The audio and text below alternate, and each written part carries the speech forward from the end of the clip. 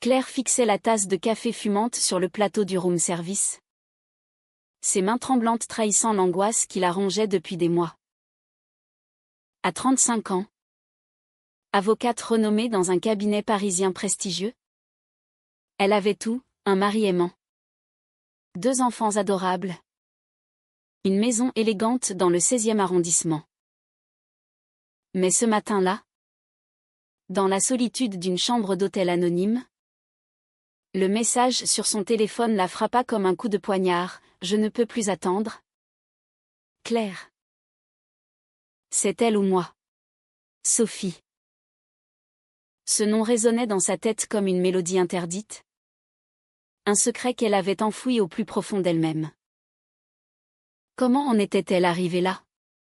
Tout avait commencé 6 mois plus tôt, lors d'une exposition d'art contemporain à la Galerie Lafayette. Claire, accompagnée de son mari Antoine pour une soirée mondaine, avait croisé le regard de Sophie.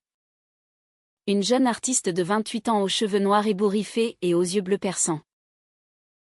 Sophie exposait ses toiles abstraites.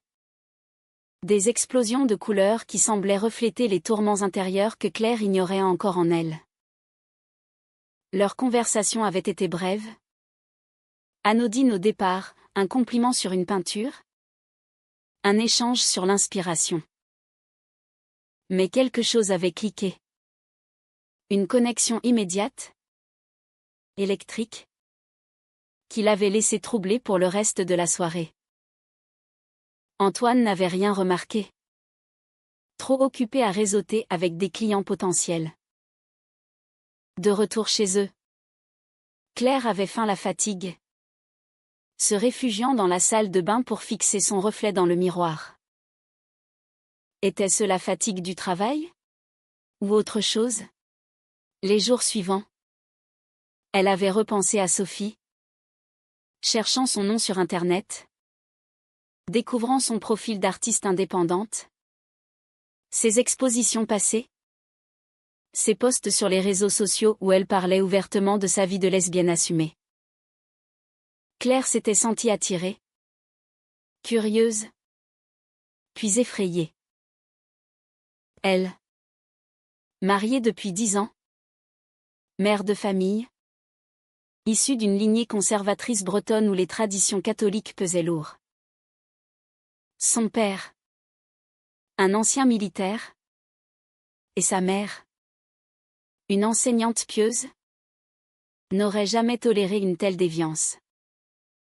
Pourtant, elle avait osé, un message professionnel, prétextant un intérêt pour une commande d'œuvre. Sophie avait répondu avec enthousiasme, et leur correspondance avait vite dévié vers le personnel. Des cafés innocents s'étaient transformés en promenades le long de la Seine. Des confessions tardives au téléphone. Sophie racontait son coming out à 20 ans. Le rejet initial de sa famille ouvrière de Lyon. Puis l'acceptation forcée. Claire, elle, écoutait. Fascinée. Sentant un vide en elle se combler peu à peu. Mais le doute la rongeait. Était-ce de l'amitié? Ou plus? Un soir, après une dispute avec Antoine sur des banalités domestiques, elle avait rejoint Sophie dans son atelier du Marais. L'air chargé de l'odeur de peinture fraîche. Elles avaient parlé jusqu'à l'aube. Sophie avait posé sa main sur la sienne. Un geste simple qui avait fait basculer tout. Claire avait reculé. Paniquée. Prétextant l'heure tardive. Mais le lendemain, elle était revenue. Et cette fois, elle n'avait pas fui. Leur premier baiser avait été hésitant, chargé d'une intensité qu'elle n'avait jamais connue avec Antoine. Depuis, c'était le chaos intérieur. Claire jonglait entre sa vie de façade et ses moments volés avec Sophie. Les mensonges s'accumulaient, des réunions fictives, des voyages d'affaires inventés. Antoine, ingénieur occupé, ne se doutait de rien. Mais ses enfants, Léa de 8 ans et Thomas de 5 ans, sentaient la distance croissante de leur mère. Claire se réveillait la nuit, rongée par la culpabilité. Était-elle une mauvaise mère? Une épouse infidèle? Et que dire de la société? À Paris, la tolérance était de façade. Mais dans les cercles professionnels, une révélation pareille pouvait ruiner une carrière. Ses collègues, majoritairement des hommes hétéroconservateurs, murmuraient déjà sur les modes LGBT. Et sa famille? Son père l'appellerait « pécheresse ». Sa mère pleurerait des jours entiers. Pourtant, avec Sophie, elle se sentait vivante, authentique. Sophie, avec sa liberté assumée, la poussait à affronter la vérité. « Tu ne peux pas vivre une double vie éternellement », lui avait-elle dit lors de leur dernière rencontre. Claire savait qu'elle avait raison. Mais le prix à payer semblait insurmontable. Perdre sa famille, affronter le jugement, risquer la garde des enfants dans un divorce conflictuel. Ce matin, dans l'hôtel, elle avait commandé ce café pour se donner du courage. Le message de Sophie était clair, un ultimatum. Choisir. Mais comment choisir entre son cœur et sa vie construite? Elle prit une gorgée brûlante, sentant les larmes monter. La porte de la chambre s'ouvrit soudain. Antoine, le visage pâle, tenait son téléphone. Claire? Qui est Sophie? Le monde s'effondra. Antoine referma la porte avec un calme effrayant, ses yeux fixés sur Claire comme s'il la voyait pour la première fois. J'ai vu tes messages. Tous. Sa voix était basse, contrôlée, mais chargée d'une douleur qu'elle n'avait jamais entendue. Claire sentit son estomac se nouer, elle avait été imprudente, laissant son téléphone sans verrou sur la table de nuit la veille. Elle balbutia une excuse, mais les mots s'étranglaient dans sa gorge. Antoine s'assit sur le lit, tête baissée, et demanda simplement « Depuis quand ?» Claire raconta tout. Ou presque. Les rencontres, les sentiments naissants, la confusion. Elle omit les détails intimes, mais la vérité n'eût suffi à briser le silence. Antoine ne cria pas, il pleura. Silencieusement. Ce qui était pire. Je t'ai aimé. Claire. Vraiment. Et nos enfants? La mention de Léa et Thomas la transperça. Comment leur expliquer? Antoine quitta la chambre sans un mot de plus, la laissant seule avec son chaos. De retour à la maison, l'atmosphère était étouffante. Antoine avait pris une chambre d'hôtel à son tour, prétextant un voyage d'affaires aux enfants. Claire errait comme un fantôme, feignant la normalité pour Léa et Thomas. Mais intérieurement, la tempête rageait. Elle appela Sophie, qui répondit avec urgence, « Viens chez moi. » Dans l'atelier, Sophie l'enlaça, mais Claire la repoussa. « C'est ma faute. J'ai tout détruit. » Sophie, avec sa force habituelle, répliqua, « Non. C'est la société qui nous force à mentir. Tu mérites d'être toi-même. » Elles parlèrent des heures, Sophie partageant ses propres batailles passées, le rejet de ses parents, les amis perdus, mais aussi la liberté gagnée. Claire enviait cette assurance, mais craignait le prix. Les jours suivants furent un tourbillon. Antoine revint, proposa une thérapie de couple. Claire accepta. Par culpabilité. Les séances avec le thérapeute, un homme d'une 50aine d'années aux lunettes épaisses, étaient douloureuses. Il explorait les racines, l'éducation rigide de Claire, son mariage précoce pour plaire à sa famille. « Avez-vous toujours su ?» demanda-t-il. Claire secoua la tête, elle avait réprimé ses sentiments depuis l'adolescence. Une attirance fugace pour une camarade de classe vite étouffée. Antoine écoutait. Stoïque. Mais ses yeux trahissaient la trahison. À la maison, les tensions montaient. Léa, perceptive, demanda « Pourquoi papa est triste ?» Claire mentit. Encore. Mais le mensonge pesait. Sophie, impatiente, pressait, dis-leur la vérité. Claire hésitait, imaginant le scandale. Sa mère appela un soir, « Tout va bien ? Ma chérie ? Tu sembles distante. » Claire ravala ses larmes, affirmant que le travail était intense. Mais le secret la rongeait. Une confrontation inévitable arriva lors d'un dîner familial chez ses parents en Bretagne. Son père, rigide comme toujours, parla politique, ses lois sur le mariage gay. C'est la fin de la famille traditionnelle.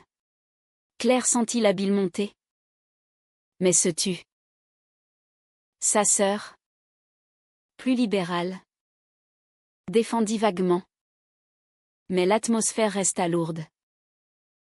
De retour à Paris, elle confia à Sophie, « Je ne peux pas leur dire. Ils me renieraient. » Sophie, blessée, répliqua, « Et moi ? Suis-je juste un secret ?» Leur première dispute éclata, Sophie accusant Claire de lâcheté. Claire partit en pleurs, se réfugiant chez une amie d'enfance. Marie, qui ignorait tout. Mais Marie, sentant le malaise, la pressa. Claire craqua, avouant son attirance pour les femmes. Marie, choquée mais supportive, l'encouragea, la vie est trop courte pour les mensonges. Cela renforça Claire, mais le doute persistait. Antoine, de son côté, fouillait, il contacta un avocat pour le divorce.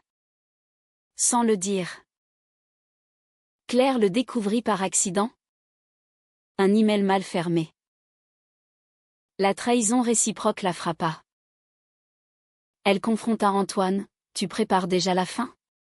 Il admit, « Je ne peux pas partager ta vie avec une autre. » Les enfants devinrent l'enjeu. Qui aurait la garde ? Claire, terrifiée à l'idée de les perdre, proposa une séparation amiable. Mais Antoine, blessé, durci, « Si tu choisis elle, je me battrai. » La pression sociale s'ajouta, au cabinet. Des rumeurs circulaient. Un collègue, homophobe notoire, fit une blague déplacée sur les lesbiennes ambitieuses. Claire bouillonna, mais se contint pour sa carrière. Sophie, sentant la distance, envoya un ultimatum, « Choisis. Ou c'est fini. » Claire, déchirée, passa une nuit blanche. Le lendemain, elle prit une décision impulsive, elle appela sa mère pour tout avouer. La réaction fut explosive, cris, pleurs, accusations de péché. Son père raccrocha sans un mot. Claire s'effondra, mais une étrange libération l'envahit. Était-ce le début de la fin ? Ou d'un nouveau départ ? Le rejet familial fut un coup dur ? Mais il cristallisa la détermination de Claire. Sa mère rappela le lendemain. La voix tremblante, « Comment as-tu pu nous faire ça?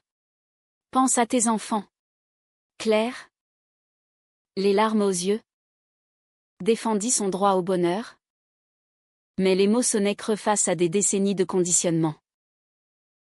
Son père refusa de parler, envoyant un message laconique, « Tu n'es plus ma fille. » La douleur était viscérale, comme si on lui arrachait une partie d'elle-même.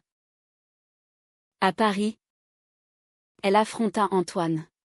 « Je veux divorcer. » Les mots sortirent, libérateurs et terrifiants. Antoine, pâle, accepta, mais posa des conditions, garde alternée. Pas d'introduction de Sophie aux enfants avant 1 an. Claire négocia, arguant son rôle de mère primaire. Mais Antoine tint bon, soutenu par son avocat. Les procédures commencèrent. Un tourbillon de papier, d'audience préliminaire. Claire se sentait exposée, vulnérable. Au cabinet, elle demanda un congé, prétextant un burn-out. Mais les rumeurs enflaient. Un partenaire senior la convoqua. « Claire, on parle de problèmes personnels. Cela affecte-t-il votre travail ?» Elle nia. Mais intérieurement, elle craignait pour sa promotion. Sophie fut son ancre. Elles passèrent plus de temps ensemble. Openly pour la première fois. Des dîners dans des restaurants discrets. Des week-ends à la campagne. Sophie introduisit Claire à son cercle d'amis LGBT. Un monde de liberté qu'elle découvrait. Une soirée chez une amie de Sophie, une activiste, fut révélatrice. Des discussions sur les droits. Les discriminations quotidiennes. Claire partagea son histoire, recevant empathie et conseils. Mais la réalité la rattrapa, Léa et Thomas. Expliquer le divorce fut déchirant. Papa et maman s'aiment encore, mais comme des amis, mentit-elle partiellement. Léa, intuitive, demanda, « C'est à cause d'une autre personne ?» Claire hésita. Puis avoua, « Oui. Une femme que j'aime. » Léa pleura. Confuse, Thomas. Trop jeune. Ne comprit pas. Antoine, furieux d'apprendre qu'elle avait parlé sans son accord, menaça d'une bataille judiciaire. Tu les exposes à ça. Claire répliqua, mieux que des mensonges. La tension culmina lors d'une médiation familiale. Le médiateur, une femme empathique, encouragea le dialogue. Antoine admit sa douleur, j'ai l'impression d'avoir vécu une illusion. Claire s'excusa, expliquant sa répression interne. Pour la première fois, ils pleurèrent ensemble. Un deuil partagé.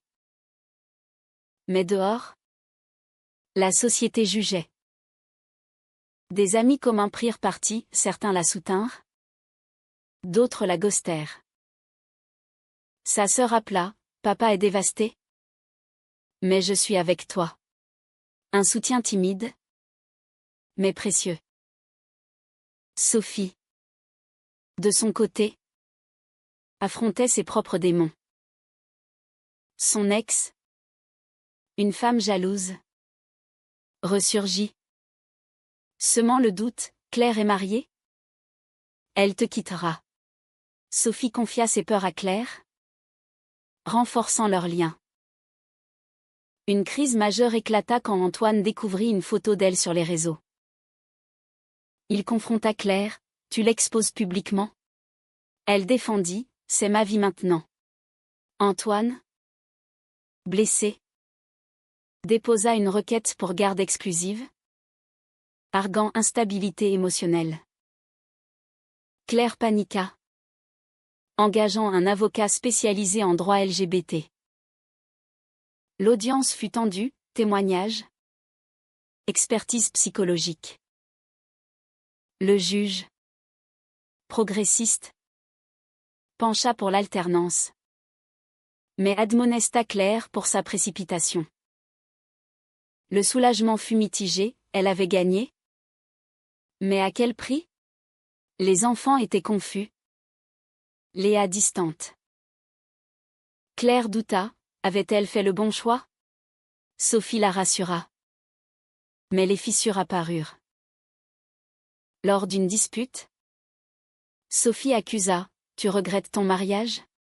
Claire nia. Mais le doute persistait.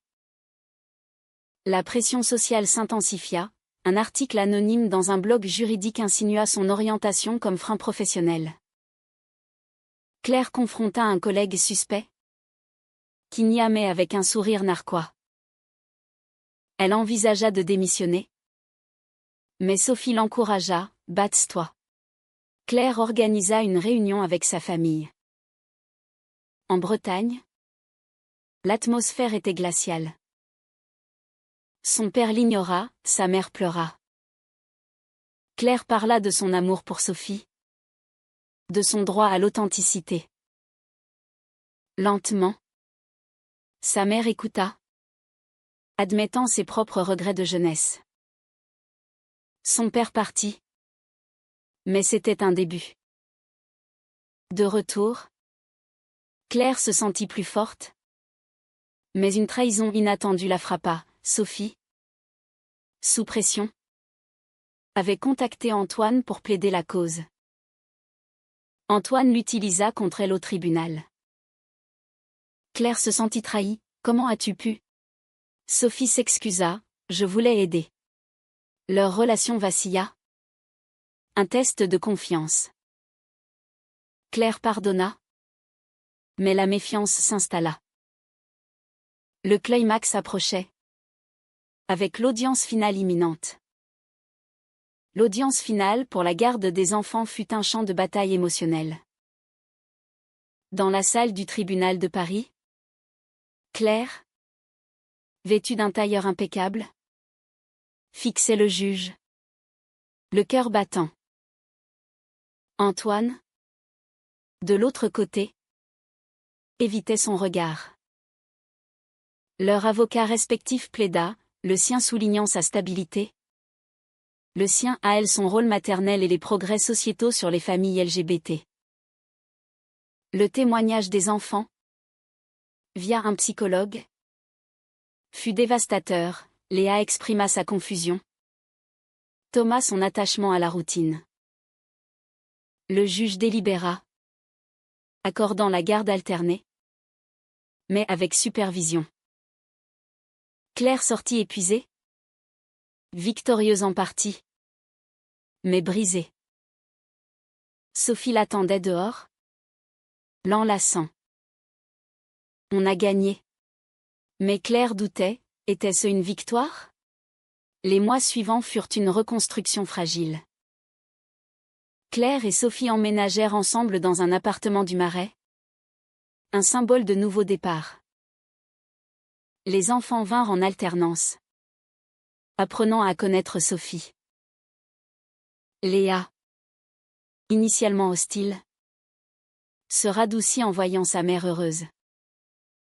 Thomas, adaptable, l'appela Tata Sophie. Antoine, amer au début, évolua, une thérapie personnelle l'aida à accepter. Il rencontra quelqu'un, une collègue, et la tension diminua. Mais les cicatrices familiales persistaient. Sa mère appela sporadiquement. Tentant un rapprochement, son père resta distant. Claire organisa une rencontre, Sophie et elle allèrent en Bretagne. L'accueil fut froid. Mais Sophie, charmante, brisa la glace avec des anecdotes artistiques. Sa mère posa des questions timides sur leur relation, son père grogna, mais écouta. Un petit pas. Professionnellement, Claire affronta les vents contraires. Elle fut promue associée, mais non sans lutte. Un client conservateur retira son dossier, prétextant des valeurs incompatibles. Claire riposta publiquement, écrivant un article sur la diversité en droit, gagnant des alliés. Sophie exposa une série inspirée de leur histoire, des toiles abstraites symbolisant le coming out. L'exposition fut un succès, attirant médias. Un journaliste interrogea Claire, « Comment gérez-vous les préjugés ?» Elle répondit avec franchise, devenant une voix inattendue pour la communauté. Mais les ombres planaient. Une ancienne amie, jalouse, répandit des rumeurs sur Sophie, l'accusant d'infidélité passée. Claire confronta Sophie, qui nia. Mais des doutes s'insinuèrent. Une dispute éclata, « Es-tu avec moi par pitié ?» Sophie pleura, « Non. Par amour. » Elles se réconcilièrent, mais la confiance était ébranlée. Un tournant vint quand Antoine proposa une trêve, un dîner à 4, avec sa nouvelle compagne. Awkward au début, il devint cathartique. Rire. Souvenir. Pardon. Les enfants rayonnaient. Claire se sentit guérie. Mais une nouvelle crise surgit, sa sœur révéla un secret familial. Leur tante, disparue jeune, avait été lesbienne, forcée au silence par les parents. Claire confronta sa mère, « Vous l'avez cachée ?» Sa mère avoua. En larmes, on avait peur. Cela expliquait le rigorisme paternel. Claire comprit ses racines, forgivant partiellement. Sophie, inspirée, proposa un voyage, un week-end à Lyon, chez ses parents. L'accueil fut chaleureux, ses parents, ayant évolué, embrassèrent Claire. Cela renforça leur couple. Mais la société testait encore, une manifestation anti-LGBT à Paris tourna mal. Avec violence. Claire, y participant avec Sophie, fut bousculée, symbolisant les luttes persistantes. Blessée légèrement, elle rentra, réfléchissant au sacrifice. Était-ce vaut la peine? Oui, décida TL. Leur amour grandit, mais avec réalisme. Pas de conte de fées, mais une relation forgée dans le feu. Claire écrivit un journal, cathartique, envisageant un livre. Sophie l'encouragea. La vie s'équilibra, travail, enfant, amour. Mais une ultime trahison menaça, un collègue, rival, révéla des détails intimes au cabinet. Claire fut convoquée, risquant le licenciement. Elle se battit, arguant discrimination, gagnant avec soutien de collègues progressistes. Victoire amère, mais affirmant son identité. Sophie et elle planifièrent un engagement symbolique. Un pacte privé. Les enfants approuvèrent. Antoine aussi. La famille élargie s'adapta lentement. Claire, transformée, regardait en arrière, les mensonges, les douleurs, les choix. Tout valait pour l'authenticité. Mais au fond, une question persistait. Avec le temps, Claire et Sophie construisirent une routine stable. Entre expositions, audiences judiciaires et week-ends familiaux. Les enfants s'épanouissaient, Léa rejoignit un club d'art avec Sophie. Thomas apprit la tolérance tôt. Antoine et sa compagne devinrent des coparents exemplaires, organisant des fêtes communes. La famille de Claire évolua, sa mère visita Paris. Curieuse de Sophie. Des discussions profondes émergèrent. Sur le regret. Le pardon. Son père, plus lent, envoya une carte d'anniversaire. Un geste timide.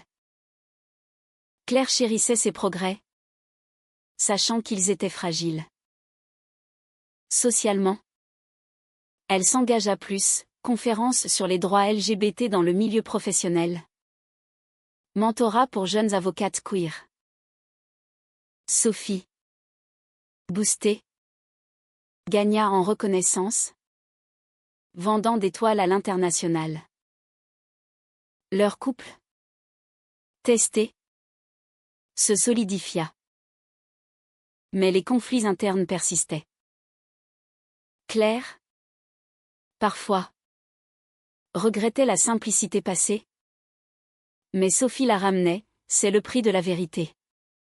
Une épreuve finale vint avec une offre professionnelle, un poste à Bruxelles. Tentant pour Claire. Sophie, ancrée à Paris, hésita. Débat, déménager ou non? Claire choisit de rester, priorisant leur vie. Cela renforça leur lien, mais souligna les sacrifices constants. Réfléchissant, Claire se demanda si tous les choix étaient justes. Avait-elle imposé sa vérité aux enfants trop tôt? Antoine avait-il raison sur la stabilité? Sophie, sentant ses doutes, organisa une surprise, un voyage en Provence, où elles renouvelèrent leurs vœux informels. Sous les oliviers, elles parlèrent d'avenir, adoption peut-être, ou mariage. Claire se sentit en paix.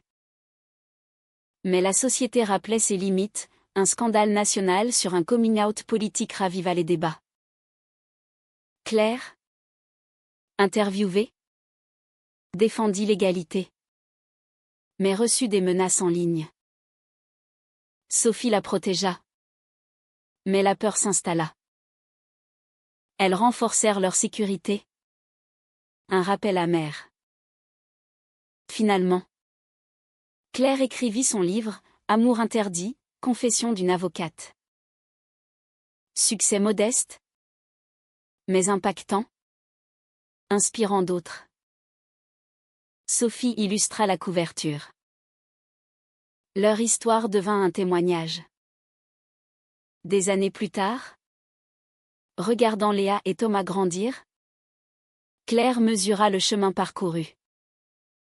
Douleur, trahison, mais aussi joie, réveil. Était-ce le bon chemin? La question la hantait. Mais elle choisit d'avancer. Et si le vrai péché était de nier son cœur? Était-il juste de prioriser son bonheur au détriment de la stabilité familiale traditionnelle?